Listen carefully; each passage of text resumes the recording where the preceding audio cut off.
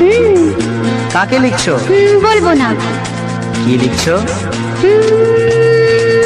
লিখেছি আমার মনের কবিতা, আহা, মনে জমা যত গোপন কথা। বলো কি?